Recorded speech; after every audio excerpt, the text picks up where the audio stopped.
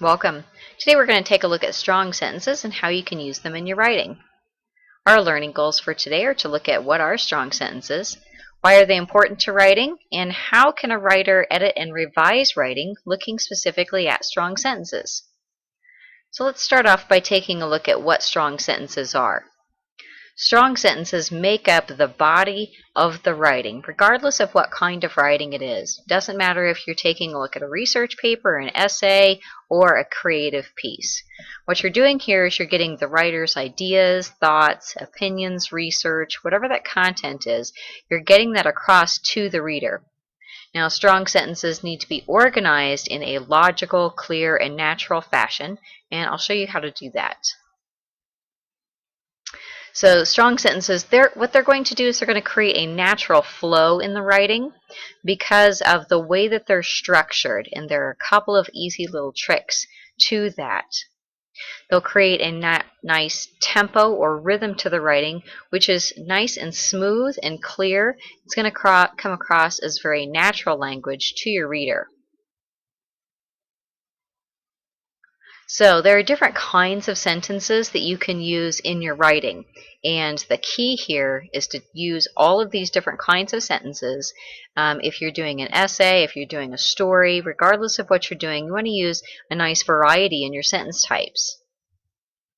So you've got 4 different sentence types: simple, compound, complex, and compound complex sentences. Let's take a look at what these are. Your simple sentence just has one subject and one verb. Your compound sentences has 2 or more sentences that have been combined.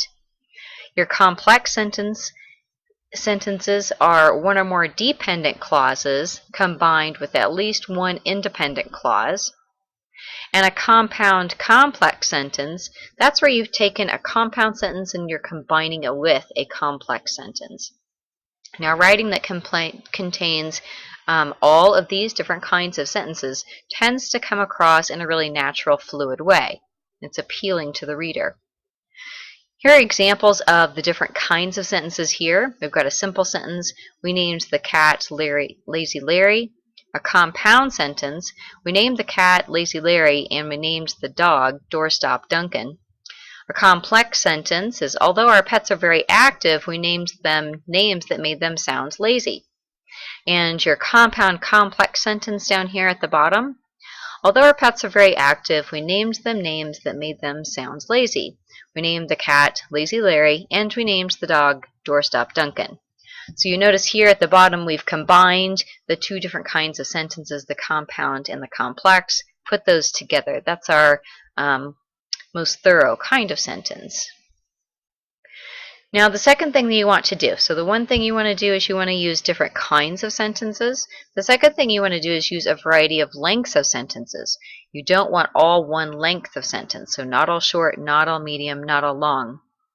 I generally categorize sentences by short, medium, and long being up to 10 words, 11 to 20, and then over 21 words. Those will tend to be pretty long sentences.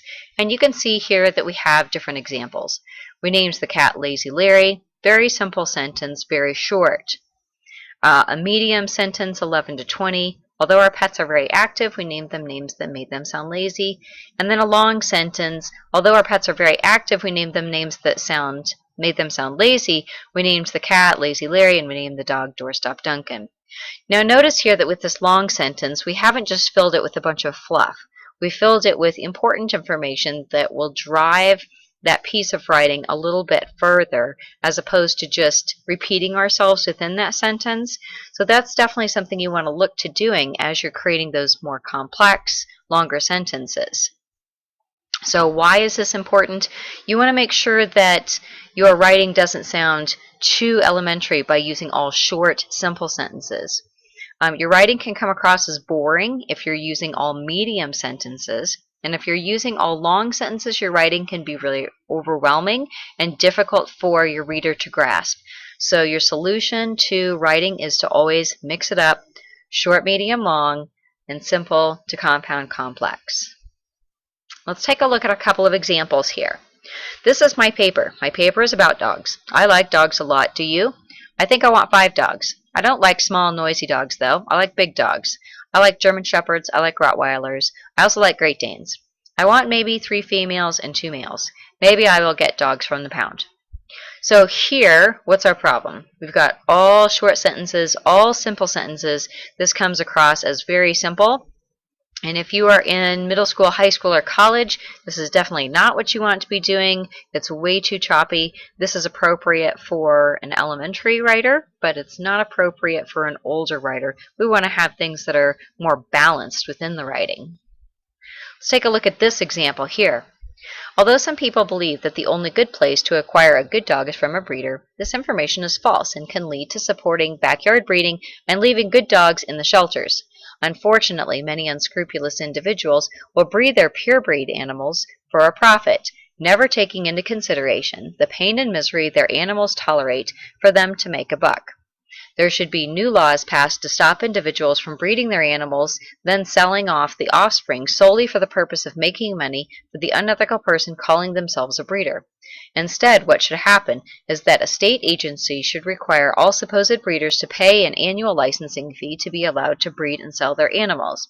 If they do this, the additional funds collected could be used to support local shelters, where more dogs can be saved.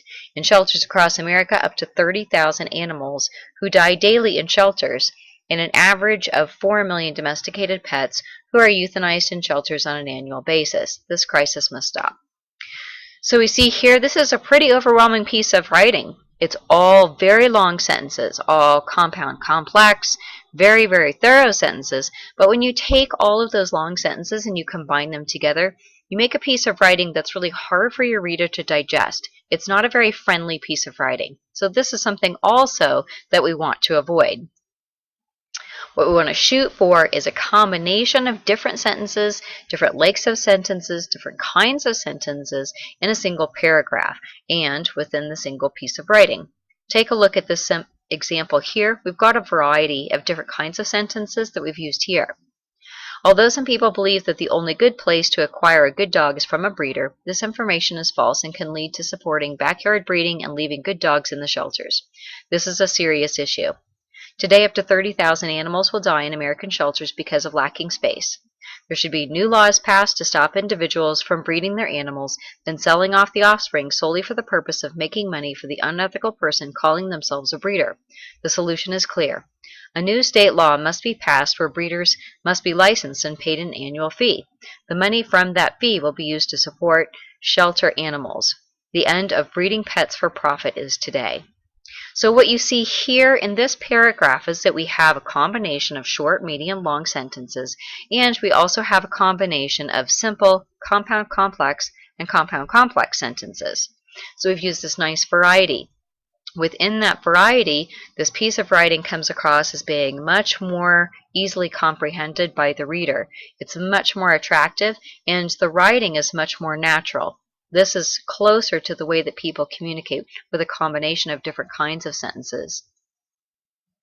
So what you don't want to do is you don't want to use all one length of sentences or all one type of sentence. You also want to make sure that you are always editing your writing and not failing to do that, looking for your sentences. So let's take a look at an example here, and what would you do to edit this? Have you ever been to Paris? I've been to Paris one time and it was pretty fun. I went to the Louvre and the Musée d'Orsay. I liked both of them a lot. We had coffee on the Seine River in a small cafe. Paris was a lot bigger than I thought it would be.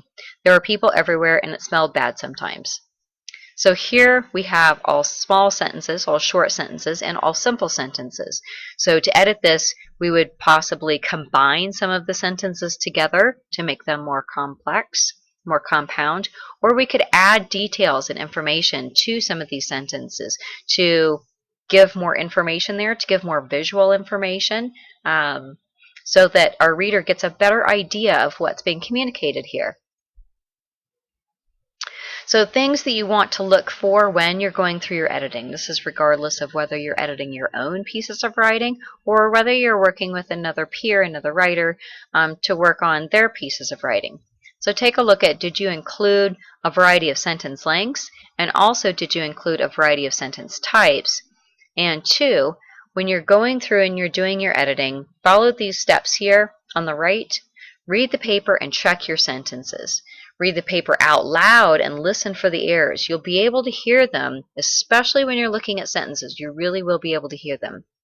And also have someone else read the paper out loud, particularly if you're looking at your own piece of writing. Having someone else read that out loud, you will hear your own mistakes. It's very useful. So in terms of student expectations, make sure that you're using a variety of sentence lengths and sentence types. And make sure that you're editing your writing and looking specifically at those sentences before submitting and looking at what you can improve.